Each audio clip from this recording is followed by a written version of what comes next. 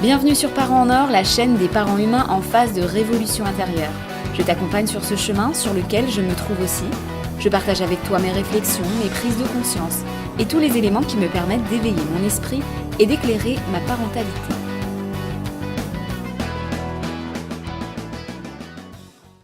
Salut, c'est Sandra, on se retrouve aujourd'hui pour le podcast de la semaine et aujourd'hui on va parler de susceptibilité. On va pas se mentir, si on ouvre bien les yeux, on peut rapidement observer que chacun de nous, presque tous, une grosse partie de la population, est bouffée par les carences affectives et les carences en estime et en confiance en soi.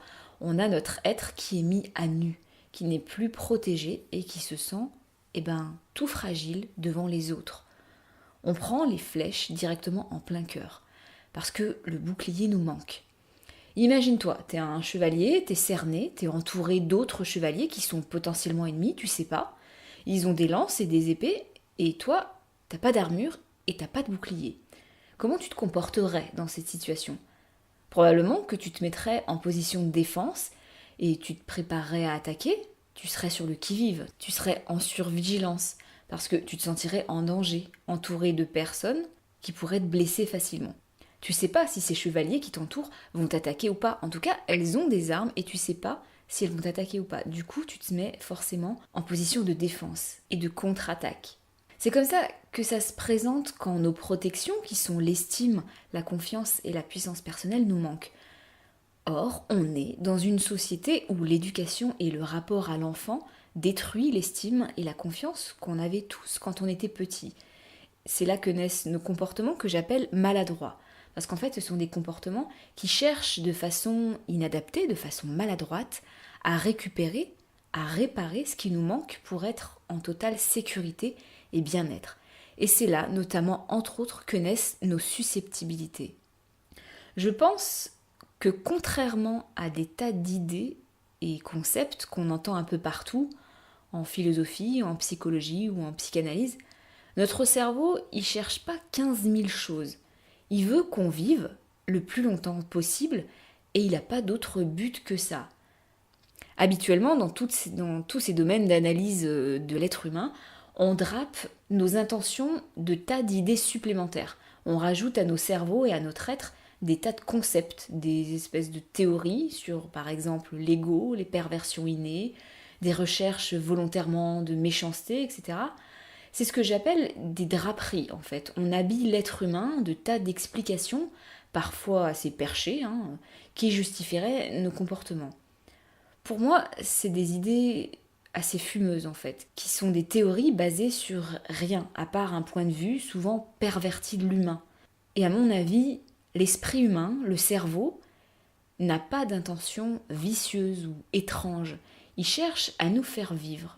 Et pour ça, il est doté d'un programme, d'un outillage, le plus performant possible, mais qui a des failles, forcément, vu la complexité du monde qu'il est censé appréhender à chaque seconde de notre existence.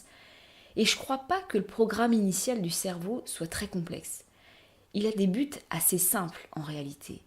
C'est plus simple qu'on le croit, un humain. Mais c'est l'outillage qu'il utilise pour atteindre ces buts qui sont, eux, assez divers et qui se déclinent dans un panel vraiment plus complexe. La susceptibilité, le fait de se vexer, de se sentir attaqué assez facilement, c'est la conséquence d'un être qui manque de sa carapace qui devait le protéger, le faire se sentir en sécurité. Être susceptible, se vexer, c'est donc simplement le signe qu'on se sent atteint dans notre valeur.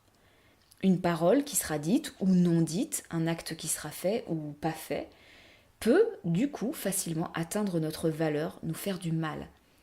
Mais est-ce que ça veut dire que quelqu'un qui a une excellente estime et une excellente confiance en lui ne sera jamais vexé, ne se sentira jamais atteint ?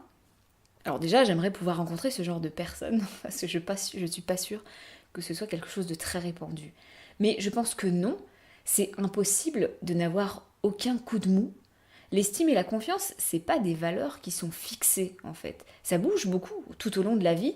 Il y a des moments qui sont plus difficiles, qui peuvent nous faire douter. Et douter, c'est normal. Et se sentir nul à certains moments, c'est normal aussi. Donc la susceptibilité, elle sera dans ces moments-là plus grande. Mais au-delà de ces variations qui sont normal, pour un être humain mouvant et vivant, il y a cette dose de susceptibilité presque constante, j'ai envie de dire, chez les personnes en manque d'estime et de confiance profonde. C'est une dose de susceptibilité qui n'aurait pas lieu d'être en fait.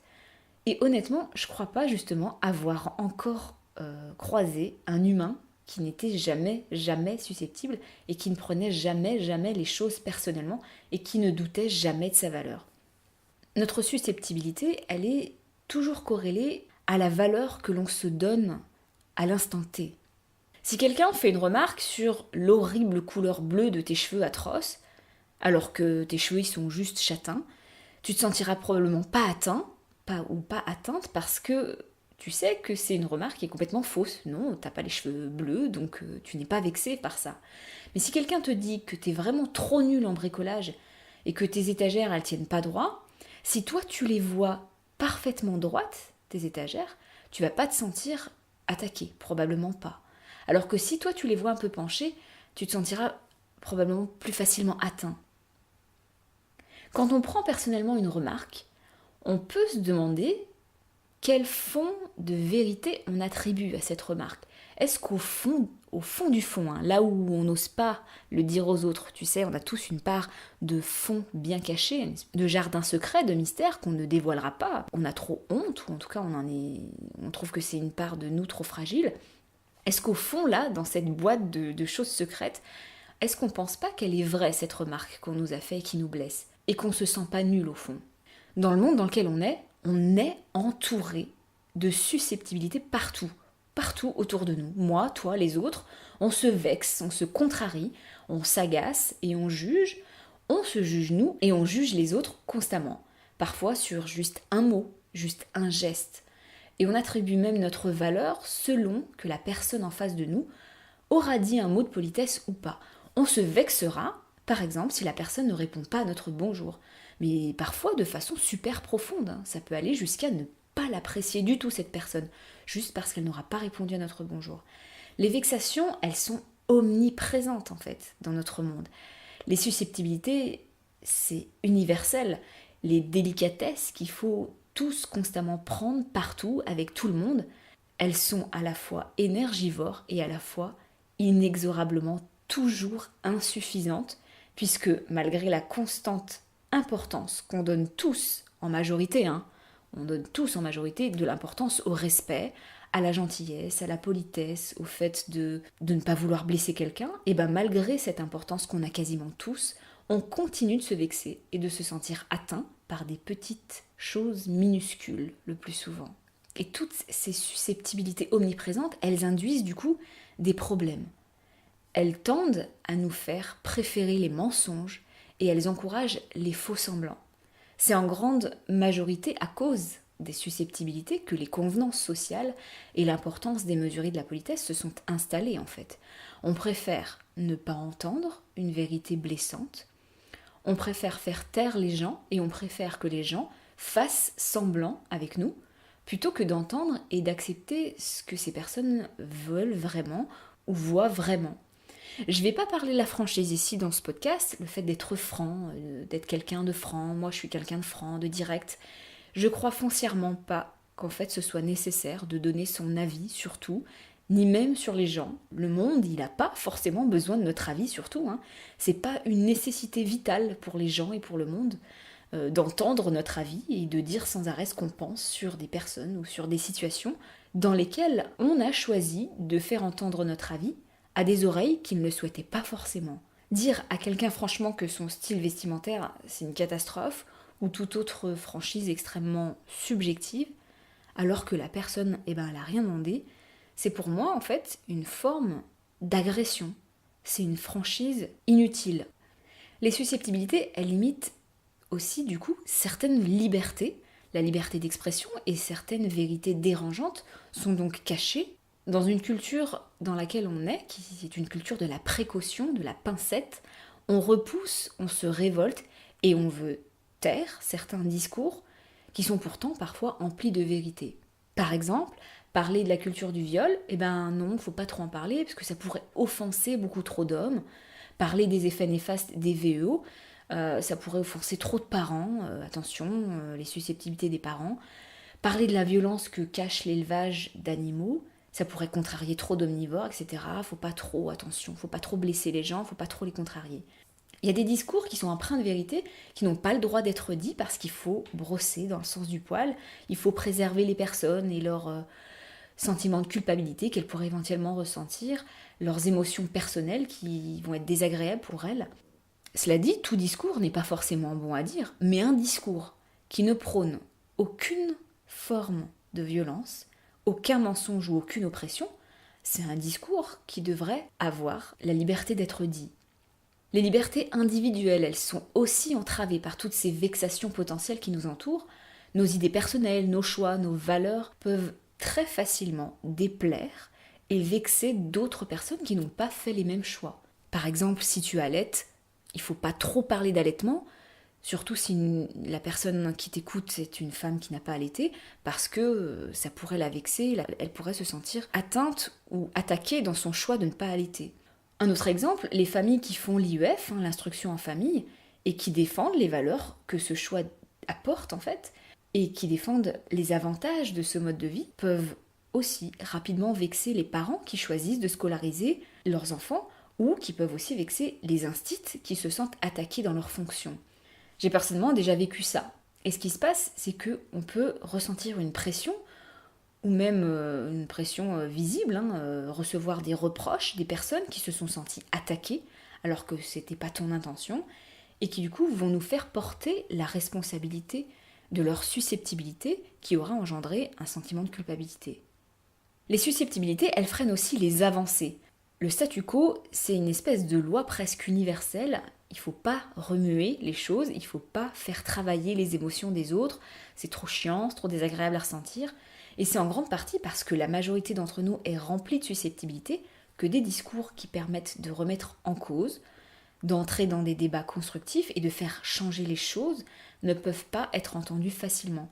Les changements sont toujours lents parce qu'on doit prendre beaucoup de précautions, il faut prendre beaucoup de pincettes, alors que des vérités neutres pourraient faire avancer 1000 fois plus de choses plus vite si elles n'étaient pas reçues en plein cœur par nos manques de valeurs personnelles.